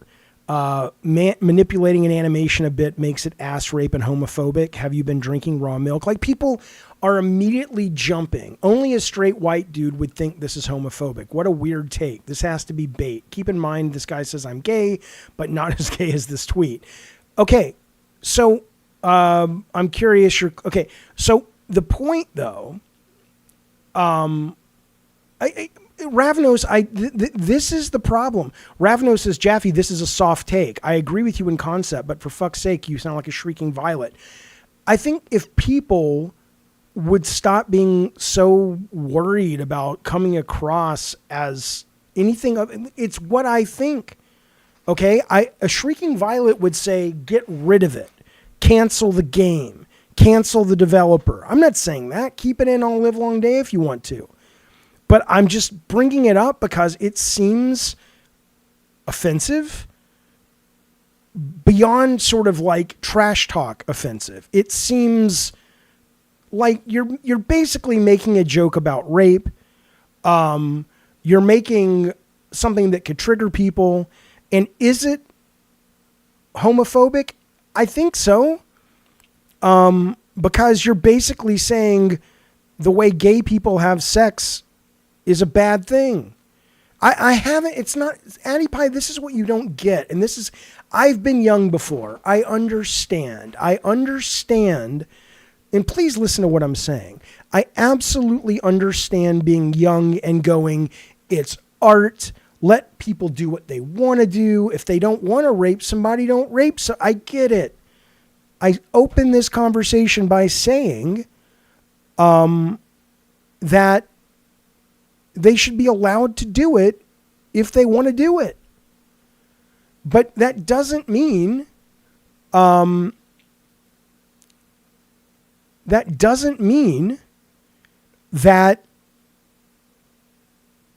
it's not also a valid topic of discussion that this is triggering, offensive, cruel, not in a fun way, and yes, homophobic. Mr. K says, Jaffe, I've pressed a chick against a wall and smashed her from behind. I doubt that. Why the fuck does that imply gay sex? It doesn't. But given that 95% of the character skins that I've encountered in this game have been male, that's just kind of how I see it. It's not like, and that's almost worse though, because then you could kind of do for most guys playing the game, just statistically, most guys are straight. So they're going to be like, oh, haha, this is a humiliating thing for you because you're not gay and you're getting fucked. Ha, ha, ha. But you're doing it with a woman in this game, a female skin. That's in some ways even worse.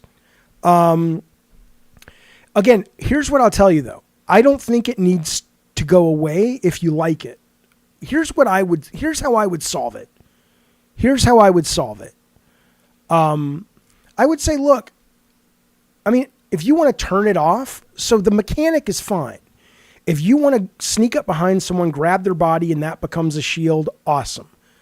But the guy who has it done to them, if they flip a switch and says, yeah, I don't want that, then they should just die. On their thing, they die, they're dead. They have a bit of a longer respawn, which is timed to coincide with how long the rape takes. And the guy who's doing it, if he wants to actually do it, he can do it. But imagine coming into this game and not having any idea this is there. And I knew it was there, but I'm running around the game and this happened to my character, it happened to me, and you had no idea. You'd be like, what the fuck? Okay, I don't care. I'm fine. You don't think it's homophobic. I'm not going to argue with you. It's homophobic in the way, here's another way. I used to, as an insult, you say, oh, go suck a dick. And my brother who's gay was like, that's homophobic. And I'm like, he is gay, not was gay. And I'm like, well, why is it homophobic? He says, because you're basically saying that as an insult, but it's something that women and gay men don't look at as an insult. They're like, okay, where's the line? Right? So when you use it as so I started saying, go suck a bag of moldy dicks. And then it's like, okay, no one's going to enjoy that. Okay. What's a huge stretch about it? What part of it is a huge stretch, Bukaki? You're basically saying, ha, ha, ha, fuck you. I'm raping you. Ha, ha, ha. You're humiliated. I think it's mean-spirited. I don't think it belongs. But again, do it all day long if you want. But I would give the player the option is all I would say. Mr. K, are you gay? Because I'm not, but my brother is. And he told me he felt it was homophobic. Now, unless you're a gay man, I'm going to assume that I'm going to take the gospel of what is homophobic from a gay person and no one else. Necro says, joke's on you, Jaffe. The mold enhances the dick flavor. Fair enough. But again, I'm not, this is why I disagree with this idea that I'm a shrieking violet. Don't get rid of it. Don't take it out of the game. Keep it in. If you like it, you like it. But give the user, do you disagree that the user should have the ability to turn it off? And I'm not like, think of the kids. I'm not. But I was playing this weekend, and in the voice chat, there was clearly like a kid who was about 9 years old playing it with his brother. And they were taking turns passing the controller back and forth. And even though, yes, your kid at 9 shouldn't be playing this game anyway, you know they're going to. But you know what's on the box is people shooting each other. It's a war game. If you're playing that and your kid suddenly has this happen to him, I don't know. I get it, Ravnos. They shouldn't be playing it anyway. I know. I understand. Okay, Bukaki says we need to get a grip. In a game where the objective is to kill the other player, this is too mean. Yes, because you enter into this game. See, Wayne says war and rape go together. That's fine. You want to make a serious game about the horrors of war and find a way to include that into the mechanics? I think that's fantastic. It's important, okay? But Call of Duty is the Fast and the Furious, okay? Most parents are like, you know what? Yeah, you're killing someone else. It's fake. It's not some gory fucking game. To act like, oh, we have no problem with the killing. It's like, because you know what you're getting into when you buy it. I don't know. Play it if you want. I'm tired of the shit, man. I'm literally telling you, give the player an option to turn it off. Is anybody actually opposed? If this caused a shitstorm and the developer said our solve is to turn it off, if you want to. Yeah, but Addy Pie, you're talking about single player. You're not talking about multiplayer. Here, I'll show you what it looks like. Would you like to see it? Call of Duty meat shield rape. I'm sure somebody's posted a bunch of it. Yeah. Oh, yeah. I got him, son. Yo, yeah. I'm giving this back shot. Right? So he grabs this guy. And then this nigga has me hostage, bro. Like, this game is anything, bro. Yo, he's fucking me in a fucking corner right now, bro. Right? Like, what the fuck? Like, bro. What the fuck was that? Yo, son. Nigga took me hostage and started fucking me in the corner. Pause, no diddy. Like, bro. I'm not saying take it out. That, I'm just saying give the player an option if they don't want to see it. It just seems cruel. Like shooting in this game. In the fucking room. In this game, it doesn't seem cruel to shoot people. It's a fantasy. It is, yes, Addy Pie. It's hilarious. Even you're laughing. I get it. Yes, I'm not saying I don't. That's what I'm saying. Everything, like nothing is nuanced with some of you people. I'm not saying it's not funny. I'm not saying I would want to turn it off. It's funny, but it's also mean. And it also seems kind of inappropriate for this day and age for a game this big to have it in there.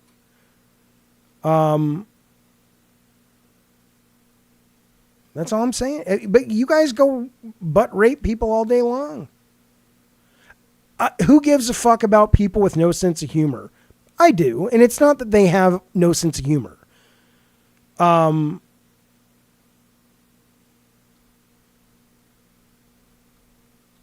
I am getting bent out of shape. Yes, Mr. K, sure. But that's not because you disagree. It's because Darth Nugget says, Jaffe, you're a fucking killjoy. Or it's hilarious, says Addy Pie, you're laughing at it. And I'm like, two things can be true. I can think it's funny, and I also can think it's really inappropriate. But they totally have a right to do it, and I hope they get to keep it in. But I just would love to see people have an option, is all. To turn it off if they want. Hang on. Okay. Someone did this to Jaffe. Somebody did, and I was laughing at it.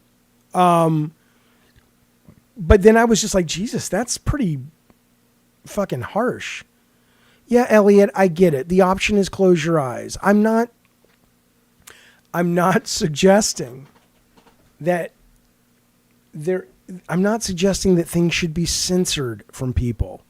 I'm just saying, you know what it is? It's an option to be a shitty, mean dick. And, maybe it's an age thing and that's fine. But I'm tired of it. I'm tired of seeing it. I'm tired of the gaming community being so toxic all the fucking time. And so maybe it's just a bridge too far for me. But I'm not saying they should get rid of it. Nobody is suggesting that, Elliot. You're assuming everybody is extreme like that. He says, I just don't like the idea of people turning the world into one big bumper bowling alley. I agree. Nobody said get rid of it. But are you offended by the fact that somebody wants to turn it off? Is that not allowed, that they can't make their personal choice? I thought you guys were all about personal choice and freedom. Steven, thank you for the super chat, buddy. He says, my sense of humor is off the wall and I do a lot of crazy shit, but this is crazy. I had my best friend kill herself over being raped. This is not cool. The biggest game has this. Right. That's all I'm saying. That's all I'm fucking saying. It doesn't come off as kind of fun given the world in which we live. It comes off as pretty dark. But again, keep it in. No, you should not take the headshots out of the game. The box of Call of Duty pretty much looks like this. It's a game with guns. It's a game with killing. It's a game with war. You buy that when you get the box, when you see the game. This doesn't sell itself as that. Addie Pie says, I think it's fun. And I respect that you think it's fun. Guess what? I think it's funny too. In the right context, it's funny too. But it's also, in the wrong context, it's just fucking mean. And it's cruel and it's hurtful. And I think it's a mistake. Okay. Okay, but that's bullshit, Bukaki, and you know it. He says it's a game about war. Again, I have been a huge I've been wanting a hardcore game that somehow, if it's even possible, takes the aspect of war, like they claim 7 days in Fallujah, right, and deals with that, like like movies do, like Platoon did. Or Coming Home did. And it's like, what was it, whatever the Sean Penn, Michael J. Fox movie was. Perfect.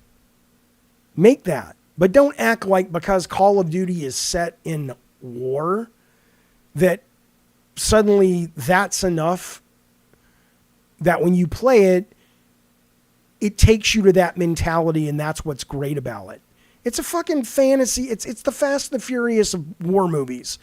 If war movies were that, Platoon would basically be something we've never seen in a video game, and Call of Duty would basically be Fast and Furious. To act like Fast and Furious is some kind of deep look into the horrors and the psychology of what happens on the battlefield, that's pushing it.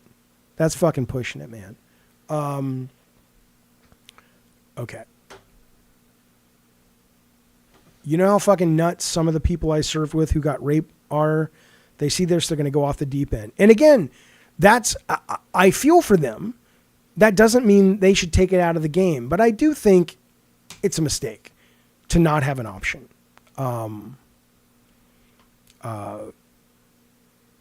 What if a game mode was made revolving like Splitgate had one for teabagging?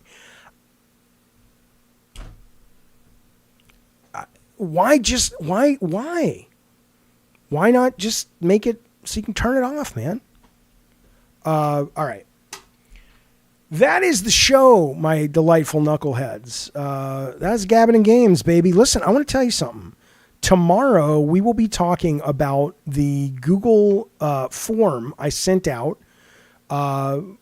asking you guys about the remaining big games coming out this year. And what you're going to buy, what you're not going to buy, and what you're on the fence about. And I've compiled it all together, And I want to see A, how close you guys came to Michael Pachter's predictions, and B, how surprised we are about what it sounds like you're going to buy and what you're not going to buy. That's happening tomorrow on tomorrow's show. We're also going to talk about the Game Pass games are pretty sweet this month. All the Transformer games look like they're coming from Activision. The PlayStation Plus, this is going to be interesting. This is, by the way, what I meant, by the way, when I say that you could have known a long time ago a service game if it was going to be a hit or not. I played this a year ago in the alpha, and it was terrible. I am very curious if this actually catches on with anybody after a couple of days. And if it doesn't, you would have known that a month ago, or a year ago, right? But you got the Transformers that have all been approved now. They're trying to get the Spider-Man Activision games approved, but these are all ready to go. We'll start seeing them soon. But look at this month, man. You've got Star Trucker, which looks awesome, which is basically a truck sim, but it's in space. Age of Mythology, getting great reviews. You're saying that Space Marine 2 early access, when does that start? But look at this, though. Now, I hear the game's not great, so I held off on buying it, and I'm so glad it's coming to Game Pass. I love these SnowRunner games. This is the Expedition one that makes me feel like it's the Adventure People toys I had when I was a kid. So you've got like drones, and you've got a lot more kind of cool gimmicks and stuff to play with. I even though I don't think it's going to be great, I'm very much looking forward to it. As a reminder, if you're in the San Diego area next week, a week from tonight, I'll be with Last Stand Media, Colin, the Defining Duke guys. We're going to do a live show. Come on down and see us. There are still some tickets available. It'll be fun to see you in person. But in the meantime, that's the show for today. I will see you guys on another Gavin and Games tomorrow. Oh, early access for Space Marine is September 5th. Okay. Well, what I would tell you on that, if I get it, is I'm going to wait and see if I got to pay $70 for early access, I'm going to wait and see if the people who get it are like, oh, it's really varied. If it turns, my biggest fear on that game is it's just going to be repetitive on and on and on. So, and after the first level and a half, you're like, okay, I get it. I'm kind of bored. I'm not going to ghost you, Mr. K. Look, the best way to reach me is on Twitter, not Discord. So send me a DM on Twitter, because I'm on Twitter all the time. Discord I love, but it distracts me sometimes when I'm trying to prep a show or get work done, so I don't always have it on. But I was not on a weird tangent today, Addy Pie. What I think I'm finding more, yes, I'll be playing it Mutant Mo on GeForce. What I am finding more and more is I'm just having less patience for the assholes that show up and the people who want to troll. And I like this paywall thing, so they can watch the show all they want to when it's available. But I don't think it serves the show. I think it frankly limits the growth of the show. I think it doesn't help with discourse, with discussion. And that's really why I want to do the show. I want to talk about games, whether we agree or not. Go. There's plenty of streams out there that you can watch and just troll and be dicks, and that's fantastic. But I don't want to be that. That's not what I do. That's not what I want to do. So, all right, that's it though. Seriously, guys, I appreciate it. New members, welcome. Super chats, thank you. Great to see you guys. Thank you over at the Twitch as well. I appreciate that. And I know you're saying play the Castlevania Dominus, and I probably will eventually. But it's not on my radar right now. There's too much to play. Ravino says, but you argued more with us elites who paid. Yeah, but the conversation, for the most part, is more...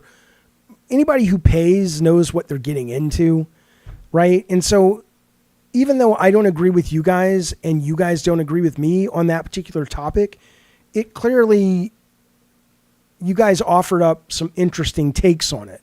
versus like having to sift through 50 comments of, oh, you're fucking softy. And I'm like, okay, I can handle one person doing that like Addy Pie, but when it's coming from a bunch of people, it's just not fun for me.